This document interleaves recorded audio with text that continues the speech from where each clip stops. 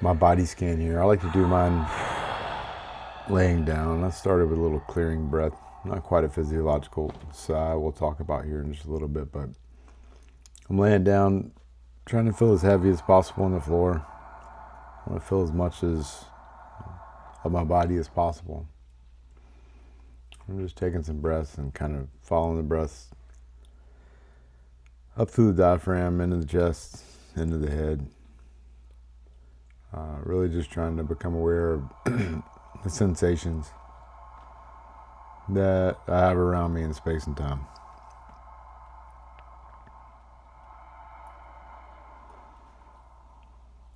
My TFLs were a little tight, so I gave them a little movement.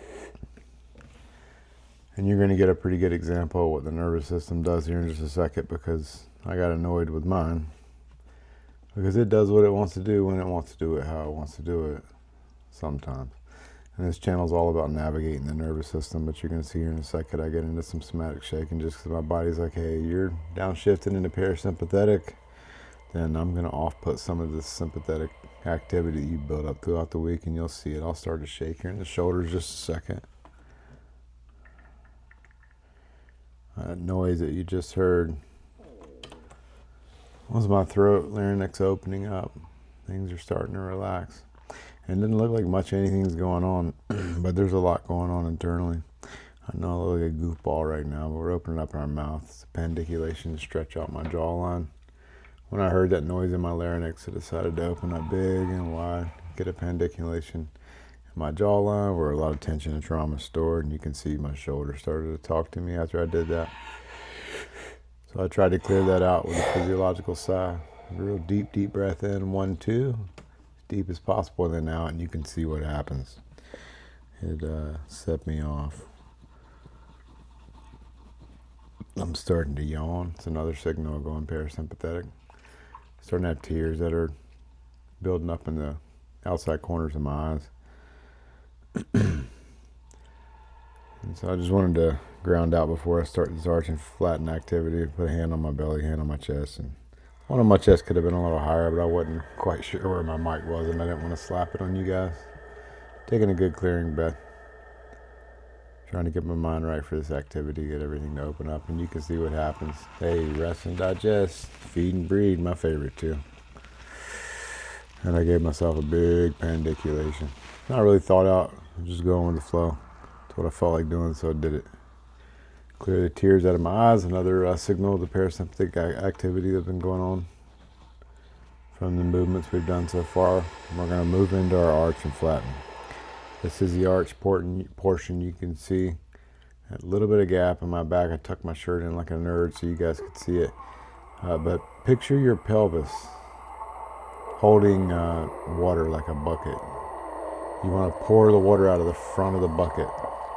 So the pelvis is going to articulate as if it was pouring water out of the front of the bucket on the arch portion of the arch and flatten. And we're going to get another rep here in a second, trying to illustrate it, do it, and listen. This stuff's difficult because externally you don't really see much. You feel a lot, but you don't really see much. You need a big clearing breath, and I'm giving you the illustration. Start from the belly, follow it into the chest, into the head, breathe it into the eyes, and then out into the ether. We don't want to hold that shit anymore. Let it go.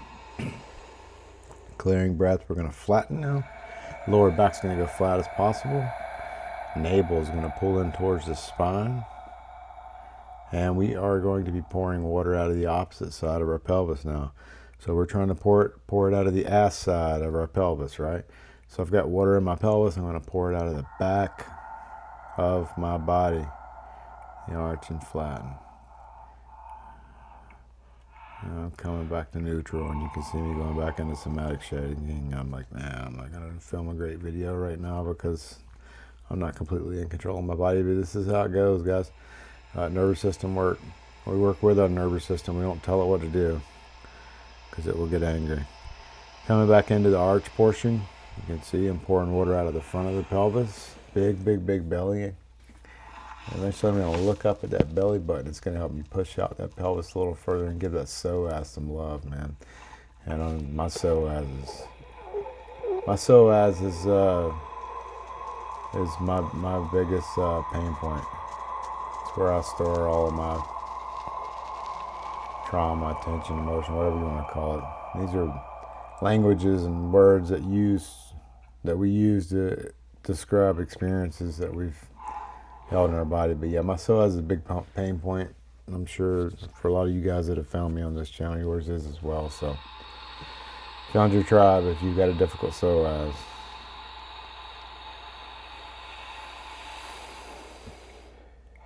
Big clearing breath, physiological sigh. Trying to get that somatic shake out, neurogenic discharge. This is involuntary. I'm not doing this to myself. My nervous system is doing it.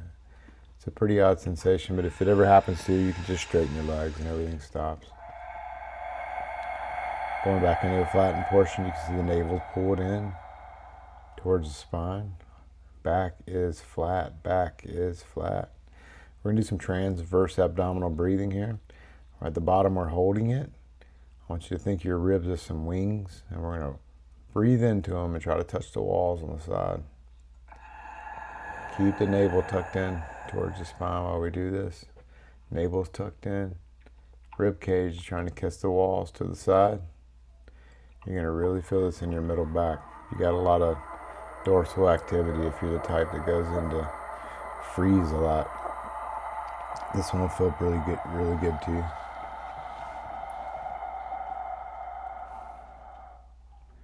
Don't be scared to hit that K button on YouTube and back it up, guys, because it's a lot to take in. It doesn't look like it's a lot because the movements are subtle and often they look lazy, but internally a lot going on. Internally a lot going on.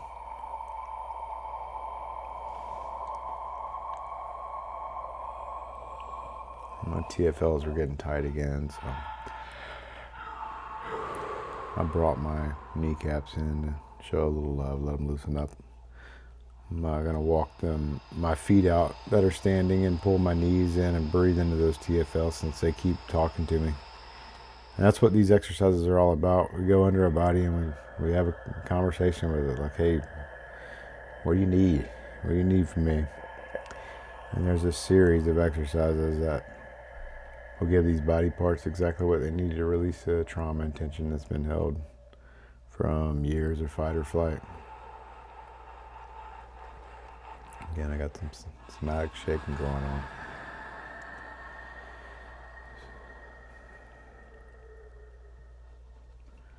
At this point, I'm kind of getting suspicious that it's my psoas. That's begging for some attention. So I decided I'm going to go ahead and give a little bit of somatic shake, and then we're going to go into an activity that's going to talk to that psoas.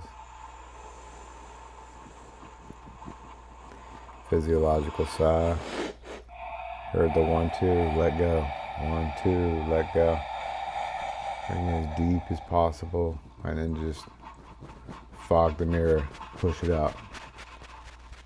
Yawn it again. It's a symbol of parasympathetic activity. I know this looks goofy, guys. You're probably like, what is this dude doing? But it's not me, it's my nervous system. We watch animals in the wild. Prey-predator relationship. If prey does survive by some miracle before they take off and go back to their life, they're going to do some sort of shaking, neurogenic discharge. Just shake it off because that's their life every day. Trauma.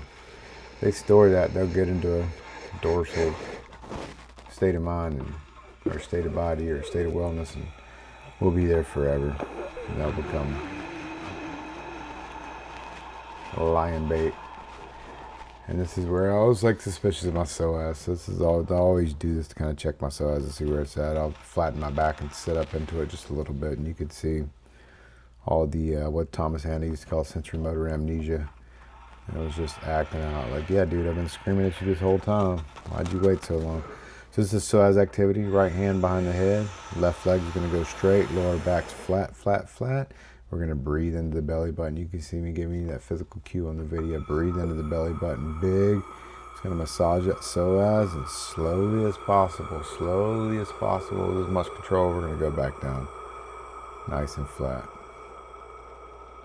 That's what feels good to the psoas for you guys out there that carry a lot of tension there. Switch it up. Left hand goes back behind the back. We're going to switch the legs. That's me giving you the cue. Keep that back flat, guys. Back's always flat when we're trying to get in the psoas. If you have an arch, you're going to be out of your psoas. Left hand behind the head, right leg straight, back flat. We're going to breathe into the belly big.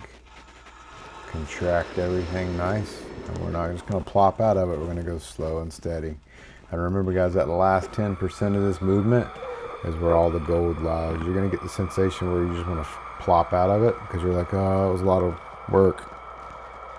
But stay in it to the last second, man. Sit in the dissonance as long as you can. Again, you see me getting a big yawn. Big yawn again, going parasympathetic. Psoas is happy for right now. She's an angry girl, though. She'll be back. So I'm going to take you guys out of here with some 4, 7, 8 breathing. We're going to breathe in for a 4 count, nice and big, up into the eyeballs. We're going to hold it for a 7. All right, think about the air rising up into the eyeballs as we hold it for a 7. And then we're going to breathe out for an 8. Anytime we need to calm down, if we breathe out longer than we breathe in, we're going to go parasympathetic. So that was my 4 count. Big breath. I'm holding it for that 3, 4, 5, 6, 7. And we're going to fog the mirror out. Don't just start blowing it out aggressively. Be patient with this breath.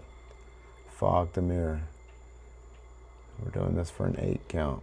Fog the mirror. Fog the mirror. Get it out. All right, coming in for that 1, 2, 3, 4. And we're going to hold. And I'm moving around right now. I'm trying to push that air up into my head. You'll start to feel where it feels like it's blocked at certain portions of the body. Sometimes the diaphragm gets surrounded in fascia and muscle injuries, whether it be structural or functional. But we're trying to massage our body into allowing our diaphragm to be as big as possible, strong as possible. But with this 4, 7, 8 breathing, you just remember that series of numbers 4, 7, 8, and you can do this on your own over and over and over again. If you need to go parasympathetic, it'll always help you calm down. Notice some of the cues, tears, yawning, some of the sensations you'll get. You feel lighter in the body, you feel more open. I like to move around a little bit, trying to push air up into my head. It's the best way I can describe it. Breathing out for my 8 count. Cue I always give myself when I do this is fog the mirror. Fog the mirror. I'm going to play you guys something that's relaxing on the way out. You can do this 4, 7, 8 for as long as you need to do it. But I'm not going to keep doing it with you. I felt good doing what I needed to do. So stand by.